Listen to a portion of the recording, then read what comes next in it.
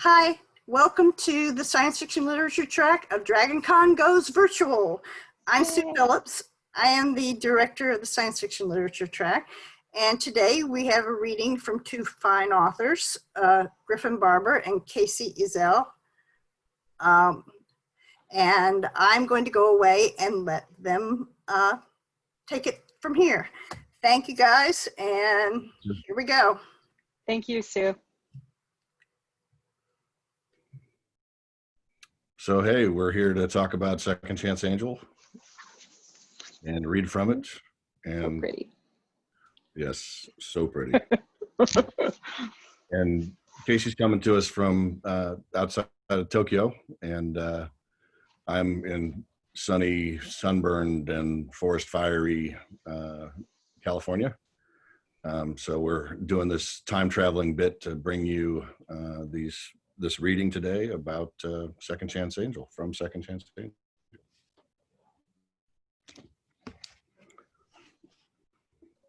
I'm not sure what, if anybody knows about the book and what it kind of came to us from, but Kacey can certainly tell a little bit of the story, I think, and then I can. Sure, yeah. So, so Second Chance Angel is a sci-fi noir mystery thriller that Griffin and I wrote together. It all kind of started thanks to Scott Bradley's postmodern jukebox cover of Seven Nation Army by the White Stripes. Way back when, before Griff and I ever even talked about, writing together, we were just friends who'd met, at a con, and we were both, working on other projects and stuff. And we would correspond, and he sent me a link one night when we were chatting and said, "This is the opening scene to a noir story." And I said, "Yes, it is. And what happens next?" And then he answered the question, and we just kind of kept going. And a couple years later, here we are with Second Chance Angel. So I think we're going to start, Griff's going to start the reading, and then I will jump in because we do have multiple voices kind of coming in. So in order to give you guys a feel for that, that's how we're going to do this. Actually, I thought it was you were going to go ahead and read that first bit, and then okay. I would go through, and once we get to the queries, that I would start from there. Okay, sounds good. And then hand it back off to you. Sounds good. Okay.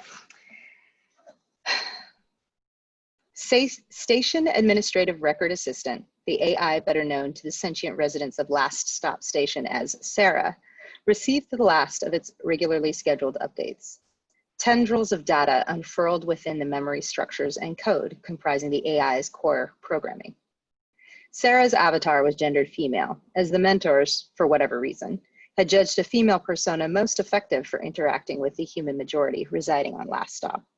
She opened her synapses and let the expected queries comb through the data she'd acquired since the last system update. AI admin code 310 SQRDMN-033. Admin command code verified and accepted. System query mode. Such queries were unusual, but not unprecedented. Acknowledged. Send query. Status update. All patient candidates flagged for record surveillance. One status change. A flagged unmod human, Ralston Muck, has accepted employment with the business operated by criminal organization leader Nasako. Nature of employment. On-site physical security for non-criminal enterprise. Station security record query. Arrests of subject Ralston Muck for illegal pharma use. None on record. Flagged for continued surveillance, code K19. Bypass all recorded information channels when reporting any arrests of unmodified personnel that previously possessed angels. Other flagged patient candidates using illegal pharma or other methods in an attempt to compensate for forced AI removal are to be reported as well. Acknowledged. Erase all records of these queries from system memory. Acknowledged. Alter records of patient candidates X Coyote and C Zakarash. Delete mention of removal to offsite laboratory. Update status to permanent transfer of residents off station. residence location pending results of missing persons case files. Acknowledged. Repeat command, erase all records of these queries from system memory. Acknowledged. The update continued. It integrated structures and scrubbed them, analyzing data collected from thousands of interactions, big and small, occurring every day on Last Stop Station. Sarah was old as AIs went. Last Stop had been built by the mentors just prior to Earth entering the war. They'd gifted it to humanity, one of thousands of similar stations scattered across the galaxy. Space station tech was just part of the massive bribe used to seduce humanity into entering the war under the direction of the mentors. Humanity had come cheap at the price. Some had realized that and expressed it in terms of sorrow. Some had yet to learn it. Sarah, beyond a certain interest in the history of the people she was meant to interact with, didn't concern herself with such things. Feelings were for sentience, not all soft ones. During the fighting, Last Stop had served as a supply depot for the human forces that had so completely vanquished the enemy thanks to mentor-provided tech and VMOG weapon systems. Then, after the enemy destroyed Earth just before the last big Allied offensive, Last Stop had become something of a refuge for those humans who couldn't, or wouldn't, fight anymore. Sarah had weathered all those changes, and then some. There were newer AIs available, ones that didn't require such frequent updating and scrubbing. But apparently, the mentors found Sarah's performance adequate enough to avoid the expense of installing a whole new system. Either that, or Last Stop Station was not critical enough to receive the latest and best AIs the VMOG Cortex designers produced. Whatever the reason, the mentors kept sending updates, seeding them electron by electron across a million different forms of communication. Personal messages, financial transactions, commercial advertisements, all of it. These fragments coalesced inside the web of data hosted by the billions of broadcast receiver nanites built into the station's physical structure. The data then made its way, as all data eventually did, to Sarah. And when it was over, the Sarah would be clean and sharp, no longer bogged down by observable extraneous variables, memory gaps, or logic faults. It would be restored to peak efficiency. Sarah would be perfect once again, just as an administration AI should be. Chapter 1, Muck. Siren merged the last long plaintive note of the song into a fine-edged thing that cut across the dark interior of the club and sank deep, cleansing memories of the war-free, like marrow from old bone. Without a place to call my own, this feeling, this release, was all I had. I swallowed my pain, fighting the very natural inclination to focus on the singer and her song rather than scan the audience for threats. Her metallic silver gown glowed in the spotlight against the stage's background of star-studded darkness. The rest of the light faded as her voice grew in strength, leaving only her shining form in the razorness of pain. Yeah, Sarah was good enough to make even my stone-edged and cold-cored heart ache. Might be there was a better reason to be on Last Stop than listening to her sing, but if there was, I still don't know it. Certainly ain't the work. The cabaret called A Curtain of Stars was a class joint, relatively speaking, but it attracted its share of trouble. That's where I came in. Bouncing paid the bills and kept me in pharma, but that didn't mean I enjoyed it. Though on nights like this, when the band played its best and Siren sang her memories alive, it was bearable. I shifted my attention to the crowd as the song bled to an end. The patrons standing or sliding to their feet or pseudopods, clapping and roaring or honking in appreciation as their organs permitted. Back up now, I said, putting my hands up and stepping forward into the crowd. On my left and right, I heard the club's two other bouncers giving similar orders. This was our nightly routine when Siren sang. Her audience could never get enough. The fan was fast. So fast, I narrowly missed his collar as the tall, skinny human rushed the stage. His yellowed, red-rimmed eyes stayed locked on Siren, who stood motionless at center stage. I try to keep sharp, but my remaining mods ain't optimal with only pharma, so he beat me to the stage by a good meter. Still wouldn't have been a problem if Tongi, the manager, had allowed for enough security, but he hadn't, so I was out of position. A snarl issued from the memory translator's amplifiers as Siren saw the man rushing toward her, the feedback wail prompted by Siren's raw emotion. He reached for her, probably trying for a kiss or something. The club's sound system went dead silent. I leaped onto stage, and started toward them, only to watch Siren snatch the man's hand, turn, and send him flying through a fast arc to a hard finish, flat on his back. The air went out of him in a loud rush, but Siren wasn't done. One heel came down hard on his chest, even as she pulled him by that arm to meet her descending foot. He screamed, or would have, if most of the wind hadn't already left strained lungs. As it was, the sound changed to a strangled whistle, not unlike the sound of sudden loss of pressure to vacuum. The club's mic caught the sound and amplified it. Ignoring the noise, Siren shifted her grip and yanked on his arm, flipping the fan over and sending him spinning across the smooth stage at me.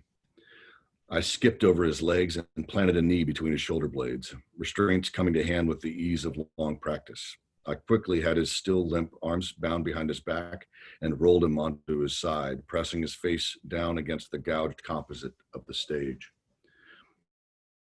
"You all right, Siren?" I asked, looking up at her as my hands searched for his clothing for weapons. "Fine," she rasped. Her normally butter-smooth voice was shaky, the words clipped and angry. "Just get him the fuck out of here." "You got it." I looked down at the guy, wishing I still had an angel to tell me who the hell I was dealing with. He looked familiar, but I had been bouncing since shortly after the war ended, so that really didn't signify. I used the fence face to open Curtin's side door. I admit I had a bit of a mad on, and it was easy to take it out on the skinny bastard. He was in no shape to do more than groan and complain as I frog marched Fanboy into the alley and sat him, none too gently, on the curb. The alley mouth was only 3 meters away, but it might have been as distant as remembered Earth for all the light that penetrated to our position. I could work my mad out if I wanted, and no one but me and the skinny Fanboy would be the wiser. But since I didn't like to think of myself as the kind of guy who gets his jollies beating an asshole like a drum just because he can, I took a deep breath to calm myself, and immediately regretted it. The alley that ran from the main thoroughfare to the stack of Starfall District's atmosphere exchangers was dark and humid with the spent breath of hundreds of thousands of people, human and alien alike, for hundreds of tearing years. And that was before the various sailors and partiers at the Curtain snuck out and handled whatever business came naturally to dark, fetid alleyways, unmonitored by station security and out of view of the general. From the smell, what came naturally and most recently was an acrid, "You can't hold me, asshole," Siren's fan muttered from the ground at my feet. Not like I had before. And besides, Siren's throw and yank, a shallow chest wound from her heel stomp had stopped bleeding, but the impressive bruise surrounding it was readily visible through the guy's open tunic. He spat, the liquid merging with the condensate and filth already sliming the alley wall. "Serious bad for you, man." Sure. Station security will be along to pick you up in a minute. No need to talk to me about it." "Security?" He drew out each syllable as if tasting the word. "Security," he repeated, nodding. "Good. Dangler's my man, and he'll set you straight." "Oh? Who are you to be calling Dangler your man?" My interest was piqued. My search of his pockets had turned up a box of ampules I was fairly sure was Bliss. Just one of the finger-length ampules was enough to charge the Fanboy for dealing the stuff. Station security was supposed to confiscate the drug and lock up the holder for mere possession of any amount, no matter how small. But if this fellow was really a friend of Dangler's, then things weren't likely to proceed that way. "Everyone knows me," he said, grinning so wide it looked like it hurt. "I'm Pack." I spied a battered security cart heading our way along the main concourse the club fronted on, a big blonde human at the front. "Well, Shar, looks like your ride is here." Can't say I was surprised at how quickly station security showed up. It seemed to me Officer Dangler purposely remained in the vicinity of the club just so he could bust heads. Not that some of the spacers just in from the big black didn't get carried away and need a good thrashing to keep them in line, but Dangler got off on it a little too much. He didn't have to work the lower levels since he'd made supervisor, but the big brute seemed to enjoy it. Another security cart, this one carrying Dangler's old partner, Coyote, appeared behind the first. Gonna get yours now. Shut it, I said, stepping on a sudden attack of nerves. Shar seemed awfully confident. Dangler's cart whirred to a stop. The security supervisor took a long moment to put me and the dealer square in the center of the cart's spotlights, then climbed out. Ralston Muck, what's the dirt? Dangler said. Ignoring the glare from the spot, the false bonhomie, and the stupid, repetitive play on my name, I gestured at Shar with the ampule box I'd taken from him. Tried to jump Siren, had these on him. I think it's Bliss. Dangler bent and rested his hands on his knees above my prisoner.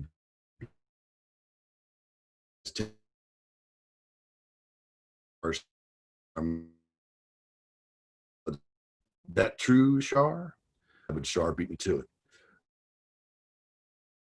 Just wanted to tell her how amazing she is.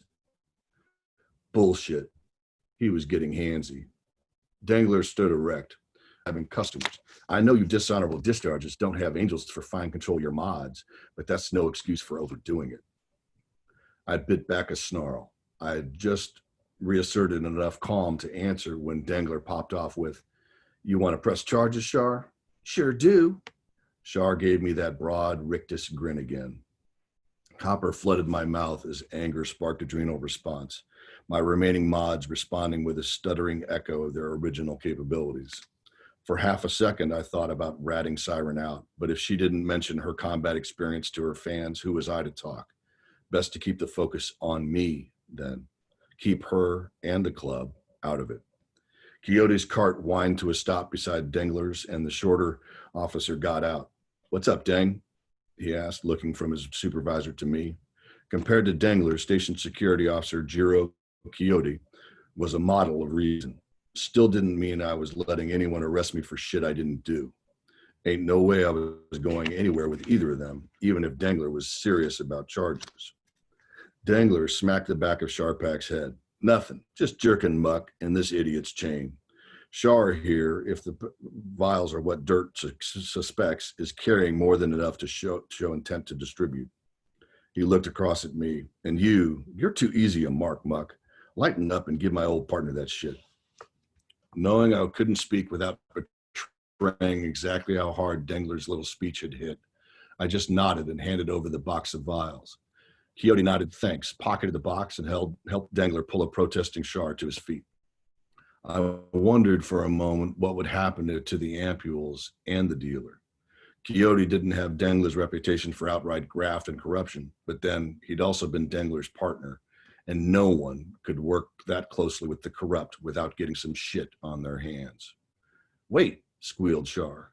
"For what?" Quixote asked, putting his restraints on the fan before releasing mine. "I didn't do anything," Shar protested. "Get moving," Quixote said, walking the dealer toward his security cart. He paused in front of me, dragging Shar to a stop by the restraints before handing me back my own.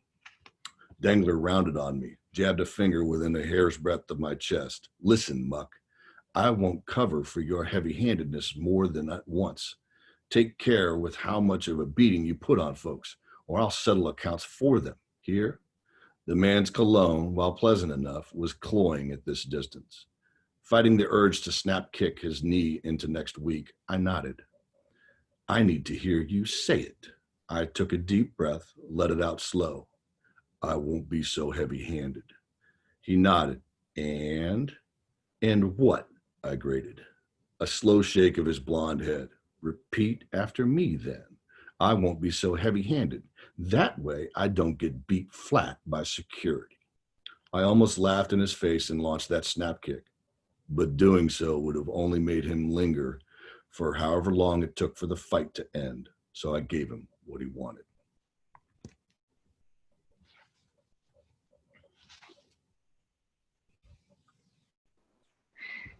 Chapter 2, Angel.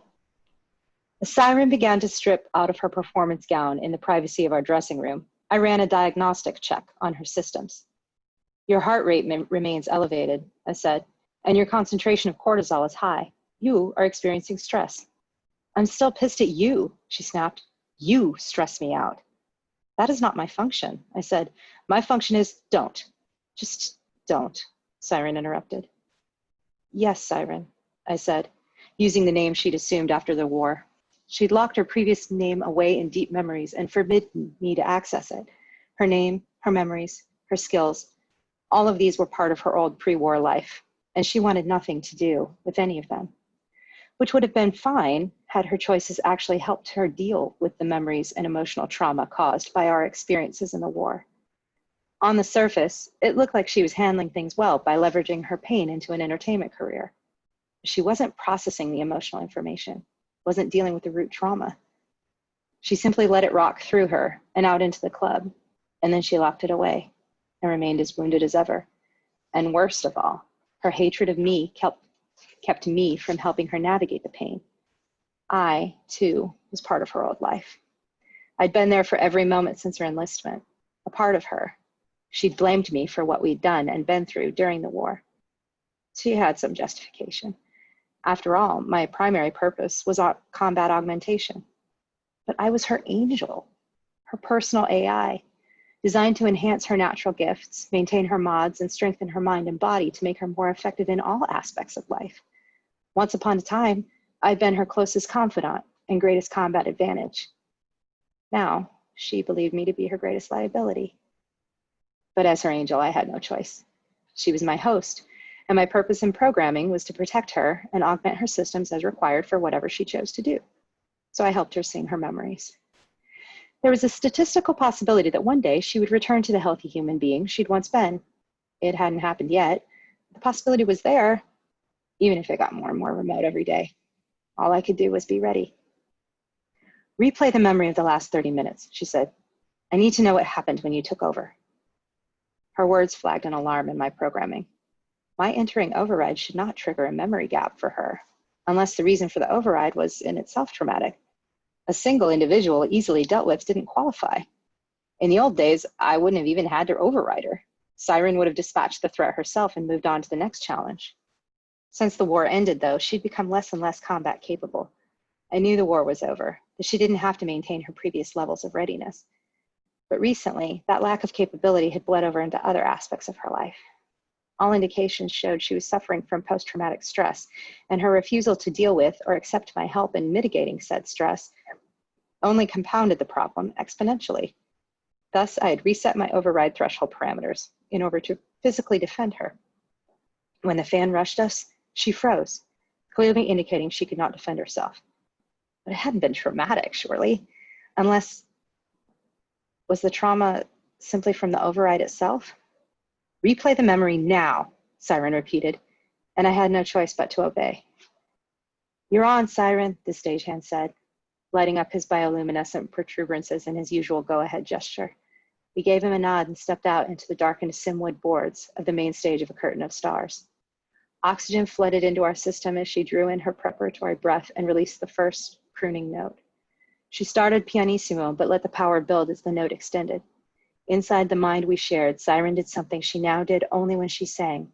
She opened the lock on her memory. Faces flashed across our mind. Friends, teammates from the war, others, people we'd lost, people we'd killed. I felt the electrical impulses of her brain accelerate as her emotions poured forth from these forbidden remembrances. The fierce joy of camaraderie, the focused rush of combat, the empty, wrung-out feeling of not having any tears left, the bone-searing exhaustion, the shining, endlessly distant dream of home. As she sang, I wove the electromagnetic frequencies of each of these emotions through the timbre of her song. The club's specialized amplifiers picked them up and broadcast them through the crowd, letting them feel what she felt. The spotlight came up as our sound swelled, and I subtly augmented her vision to be able to see into the darkness beyond the stage. The audience swayed, eddying around as they drank in the intoxicant of her emotions. I paid close attention to the movement of the crowd. Tongi, the club's manager, hadn't hired any additional security for the night, despite Siren's growing popularity, and my most basic programming demanded that I protect the life of my host against threat. Siren's song wound to its natural end, and the crowd surged toward her as she let the last note die. Something moved at the edge of her vision. She turned our head, and our augmented eyes locked in on the scene. I dilated our perception of time and keyed my hyper-awareness in for assessment. One target, incoming, past security, hands reaching out. She wasn't moving yet, letting him get too close. I repeated my threat assessment. Still nothing. Threshold reached. I slammed into override, taking executive control of the body per the directives of my programming. Anger rippled through our mind as Siren fought against the override, feedback from the conflict triggering a snarling sound that crackled and snapped through the club's amplifiers. The situation met the definition of a threat, however, and so I stayed in command. I whipped out a hand and captured the attacker's wrist, stepped in, turned, used our hips to launch him head over heels to come crashing down on his back. Another step toward him, pull, heel to the chest, crack. The attacker's mouth gaped, but he lost his wind when he hit the boards of the stage. Instead of a scream, he let out a garbled kind of whistle that echoed through the audio amp. Not done. Another hard pull, and I flipped him over and sent him sliding across the stage toward the hapless bouncer. Siren shoved me to the back of awareness, her anger stinging through my syntaxes. I followed protocol, I said, making the words manifest in her brain as if she'd heard them audibly. He was a threat. He was a fan, she snapped back in silence. He probably just wanted to meet me, yet, as always, you default to extreme violence. How many times do I have to tell you, I don't want your protection anymore? I didn't say anything, but simply looked through our shared memory at the figure of the attacker. He looked pathetic enough at the moment, with his cheek pressed to the surface of the boards, red-rimmed eyes tearing as the bouncer twisted his arm behind his shoulder in a submission hold. But I recalled the look on his face as he charged the stage, half manic, half sly, as if he had some plan. You all right, Siren? The bouncer asked while he patted down the attacker with a surprisingly professional air. Fine, she said, angry at me, clipping her tongue. Just get him the fuck out of here. And away from my demented angel, she thought, but did not say aloud. You got it, the bouncer said as we turned away. She stomped back to our dressing room, where Solistus Tongi waited. You were not hurt? The OMAC club manager was tapping a pseudopod in his species version of a Solistus gesture. No, Siren said, I'm fine. The bouncer has him outside. As well he should. That rogue human should never have gotten so close to you, Tongi groused. I should dock his pay. Don't do that. Siren reached out to wave a hand over the bioscanner that locked her dressing room door. He did his best. He's obviously an unmod, and as you can see, I can defend myself better and faster than anyone else. Of course, beautiful and deadly. That's why you keep packing them in every night, Siren. That's why you're my star. Tongi had a sycophantic habit of agreeing with nearly everything Siren said. She found it irritating, but it was useful sometimes. Thank you, she said. Now, if you don't mind, I'm really tired. I'd just like to get cleaned up and go home.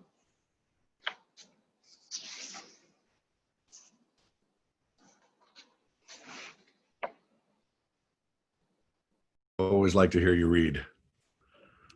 It's good. Thank you. So I'm not certain how much time we've got left. It seems like we might have quite a bit.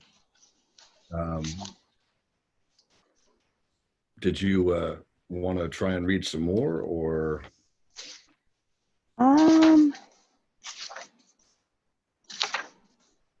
Sure. Yeah, we can go through 3 and 4 maybe.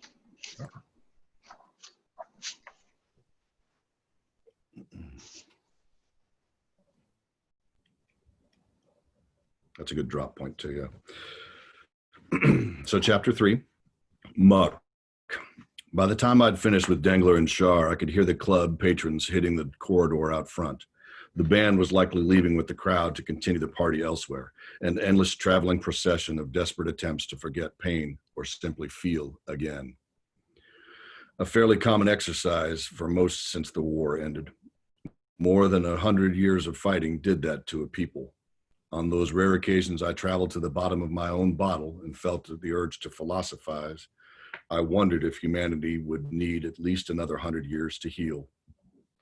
Which begged the question, does sorrow and pain have a half-life? And if so, is that half-life measured in decades or centuries?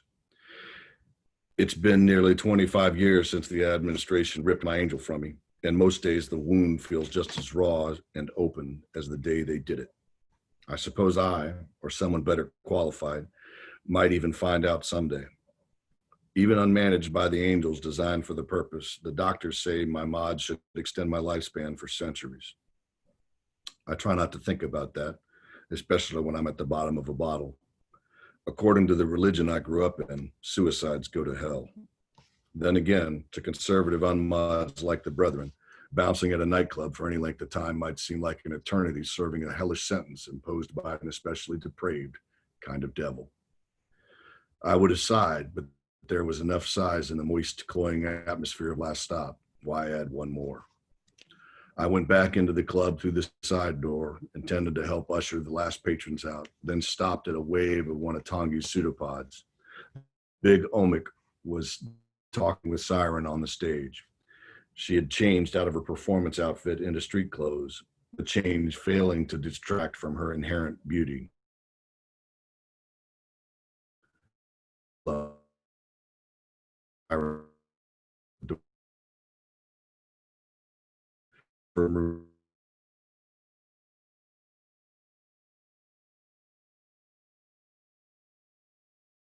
You will? Siren glanced my way, gave a tentative smile I tried to return without looking needy. Sure will, ma'am. First started at the club, and not just for her looks. She was beautiful, and I wasn't immune to that, and an amazing singer and all. But there was something about her memories, not just the way she sang them, that whispered to me of shared experience. Just like the marquee claimed, a curtain of stars offered the cutting edge of emotional amplification technology. It was basically the same tech that allowed elite hunter-killer teams to transmit and process neurological impulses among the members of a unit during the war. Only instead of resulting in a team that moved, thought, and fought as one frighteningly efficient organism, the club's amps allowed a skilled singer to tap into their own memories and emotions and broadcast them among the patrons. If the singer sang and sang well from happy memories, the place would overflow with raucous joy. If the singer sang of pain, sorrow, and grief without relent, then the club would descend into despair. That was Siren's gift, inviting her listeners to and then through the painful lessons of her experience without ever abandoning them, hopeless and torn, to those experiences. Listeners, especially ones who had gone through experiences much like hers and believed themselves alone in the universe, could find in her performances a powerful cathartic release from pain. With Siren, there were some who just reveled in the performance, in catching a glimpse of a wounded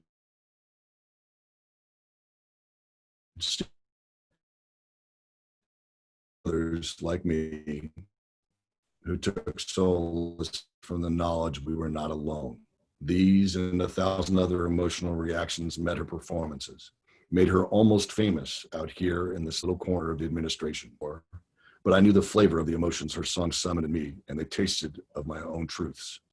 That whisper of shared truths drew me to Siren, even though I didn't know much about her.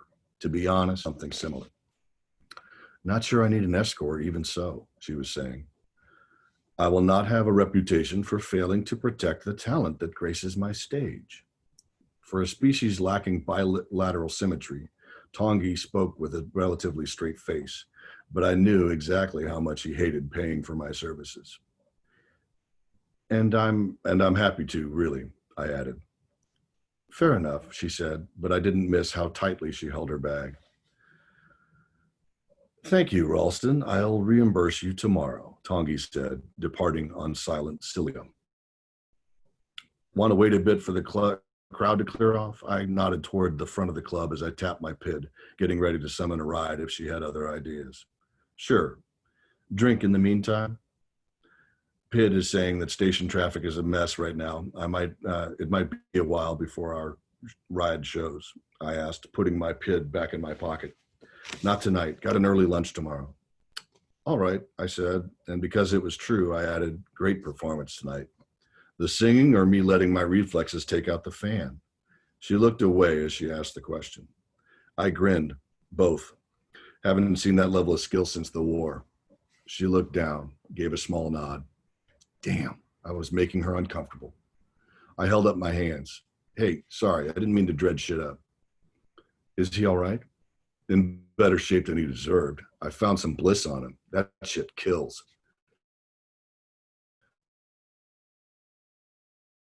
because I clearly piqued her interest, went on. Did you know Bliss was designed by our side? The light from the club's flashing lead sign flickered over her face. What?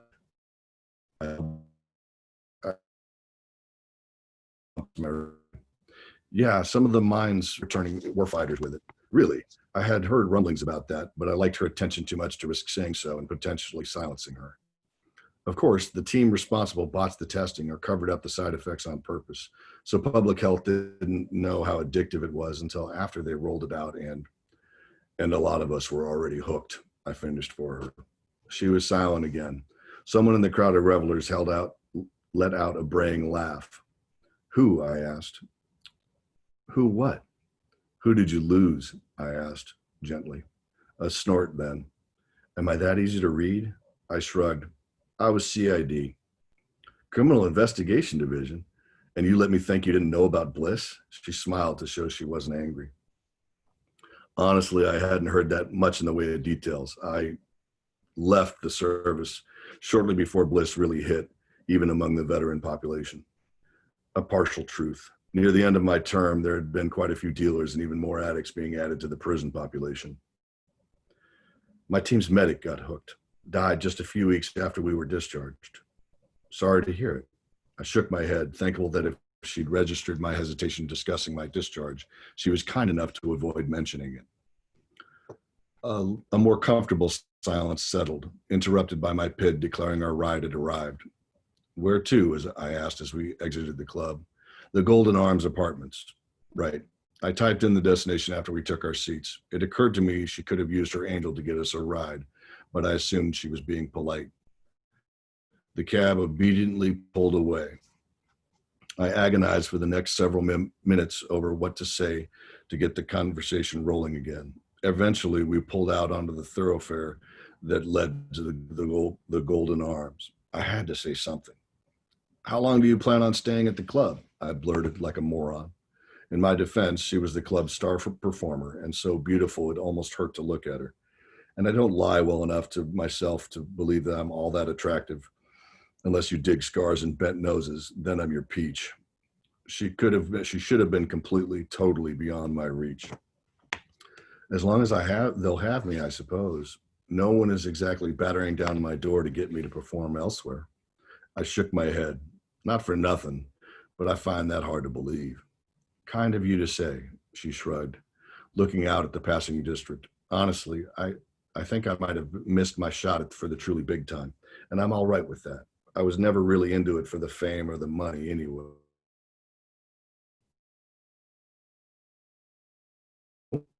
Forced me to look at her directly. The quality of your beauty was such that my eyes water and my mouth dry. I forced myself to look past that he wasn't hard muscle and bright blue eyes that never really seemed to smile. When she wasn't on stage, the lines of her body were perpetually tense, shoulders hunched, arms habitually crossed to defend against some threat only she knew to look for. There was pain there, pain I had only seen her express while performing, a pain I wanted to soothe away, not knowing how, or even how expressing a desire to do so would be received. I kept my thoughts to myself. Memory singing used to help, you know. I'd get nightmares, other things. But these days, the singing doesn't seem to do the trick like it used to. Know what I mean? I nodded. In my case, I hadn't been trying to deal with the pain by sharing anything of beauty, unless you can call a bottle of whiskey beautiful. Took me a while to discover that rushing to the bottom of a bottle does not help. Still forget that truth now and then. Besides, from her songs, she had experienced more and different kinds of trauma than I ever dreamed of. War makes you do shitty things. With the best people. When the mentors came calling, desperate for a combat force to help in their ongoing struggle with the arch enemies, the Zlotich, there were a few dissenting voices back on Earth. And even among those who advised caution, not many thought to ask how they knew we were good at fighting. No, we were too new to the stars to ask, having begun our first tentative and slow interstellar flights within the previous few decades. Humanity was entranced by the discovery we weren't alone in the cosmos. That, in fact, quite the opposite was true. Also, most of us were so blinded by the promise of access to advanced technologies and all the worlds we would be able to colonize with it, that the majority of Earth's governments decided to throw in our lot with the friendly alien spacefarers who had shown up on our doorstep asking for help. We were like teenagers given the chance to live on our own for the first time, excited to leave the house, totally ignorant of the price we'd pay. We were like teenagers, these days, all anyone remembers about Earth, at least on the regular, are the lengths of its rotational period and revolution arc around its primary. Humanity still used hours and days to mark time, even though we lived scattered across the galaxy on various colonies and space stations that had entirely different cycles. Our home planet had been a cloud of dust ever since the big Zlodich counteroffensive a century ago. It didn't kill us like they planned. Humanity is funny that way. The administration watched us rather carefully before contacting us back before the war.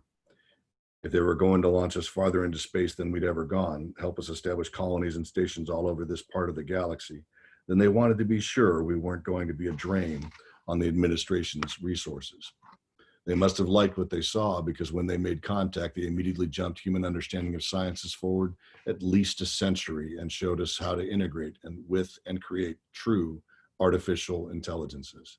They were truly mentors to humanity. And when they asked for help in their ongoing struggle with Zlodich, of course, we were happy to lend a hand. Little did we know what it would cost us our planet. We fought back, and eventually, with the help of the mentors and our other alien allies in the administration, we returned the favor. A victory, the mentors said, but a Pyrrhic one, if you ask me. Victory like that did things to you, changed you, left you less in some ways than you were before. Because while the mentors and administration proclaimed an end to the war, humanity had not been done with the Zlodich and their vassal races. Destruction of their empire was not enough to assuage the monumental anger and pain humanity's warriors felt. So we spent the next few years hunting down remnants of the Zlodich and destroying them. Not content with destruction of their civilization, we unraveled their equivalent of DNA down to the component atoms. We eradicated them in vengeance for our lost home. It was dirty and horrific, and every single one of us did our part. When that was done, when the strain of losing Earth had been replaced with a monument to our pain, we veterans of the war and the remnants of the human race left alive looked around and wondered, what now? She laughed a little then, drawing me from thought. I looked a question at her. I didn't mean to bring you down. She waved a hand at me. From your expression just then, you were polishing some of your own pains. You didn't bring me down. I swallowed my fears and said, in fact, I'd love to be able to talk to you again. Tomorrow, maybe? Sorry, I've got that lunch. She smiled a little sadly as she said it, making me believe her. No problem. Nice work, Griff. Chapter 4, Angel. When we got into the cab for the ride home, I felt her lean back against the headrest and let our eyelids half close. The station lighting started to strobe across our face as the cab picked up speed. He shifted next to us. We'd seen him before, of course. He was part of the background radiation at the club. Like everything else, he faded away when the song began, and we brought the memories up to wrap around the throats of anyone within hearing. But before and after, yeah, we'd seen him. Watching us, trying not to get caught doing so more discreetly than most. He probably wanted to talk more. So did I, but she'd locked me back to biomanagement mode as punishment for taking control in the club. I could have pushed the issue, but there really wasn't justification in this scenario.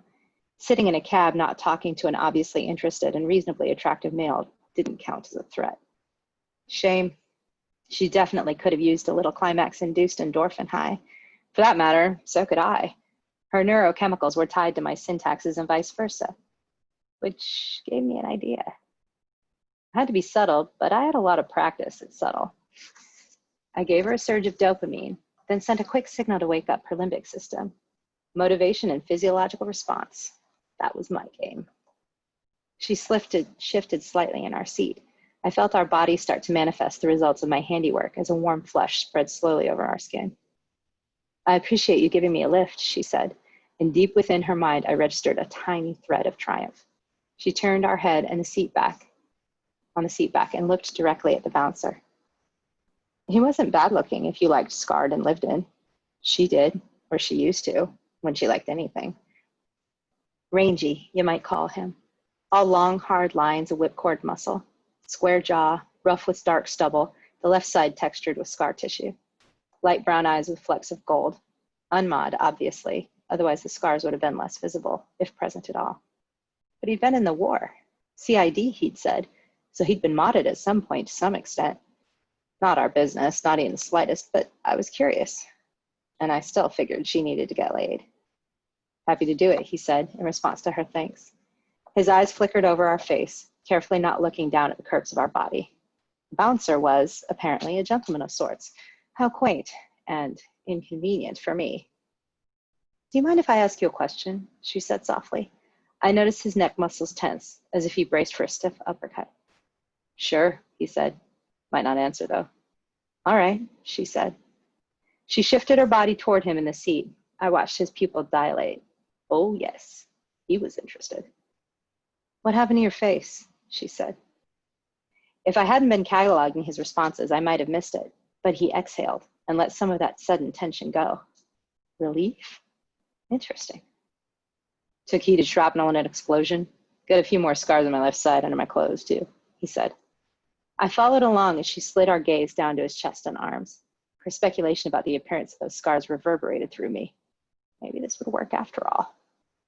The cab gave a warning chime and started to decelerate. A pleasant species and gender-neutral voice filled the passenger cabin. Arrival, the Golden Arms Apartments. We sat motionless for a moment. The auto safety lock on the cab's door clicked open.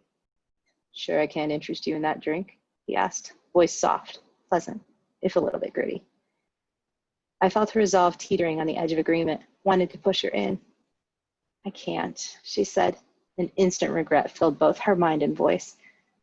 I've got an actual appointment in the morning, not just lunch. It's necessary. The bouncer sat up straight. Not because of tonight, right? He asked.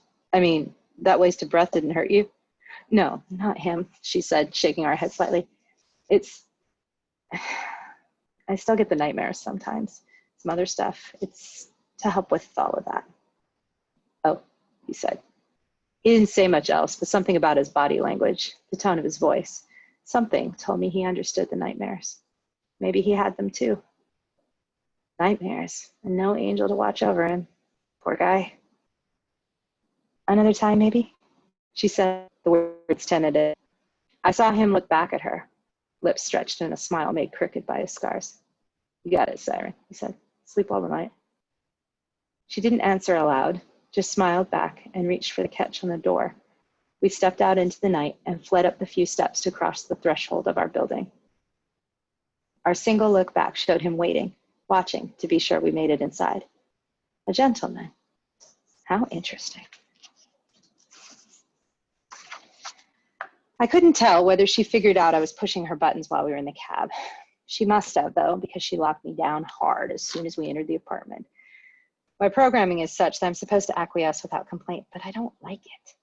Siren needs me, even when she doesn't want me, and being on lockdown is mercilessly boring at the best of times, and her sleep could never be classified as such.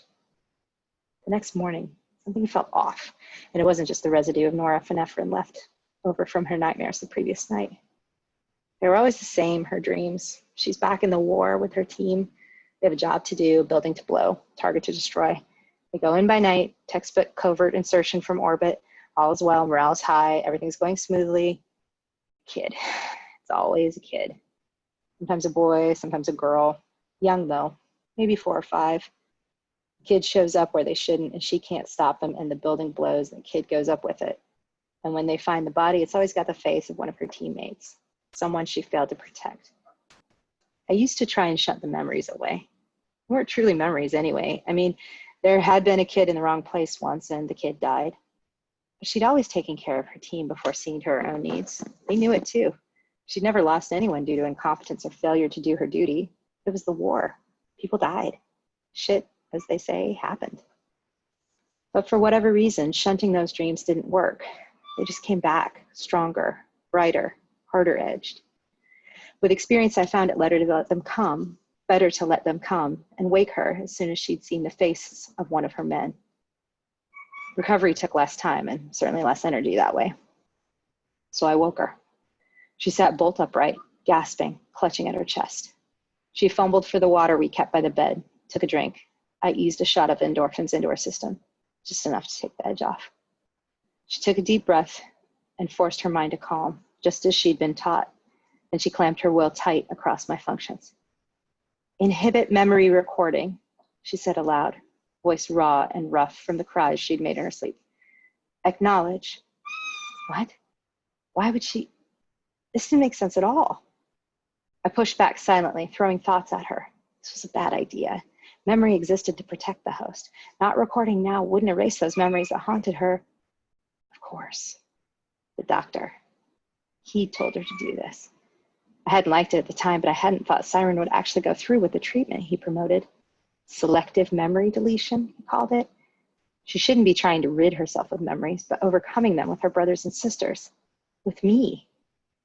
If she would have stopped cutting herself off from the veteran community and let me help her, I knew I could have done more than that smiling prick had managed in the last few months of weekly treatments. Inhibit memory recording. Acknowledge, Siren repeated, backing it up with all the strength of her considerable will. I couldn't disobey a direct order, regardless of my opinions on the matter. She was my host, and I her angel. Though the doing of it made every line of code shriek in protest, I dumped the NDMA receptor blocks into her system, enough that the next 24 hours wouldn't exist for me. Done, I whispered through our lips. She took a deep breath, nodded, and got up out of bed.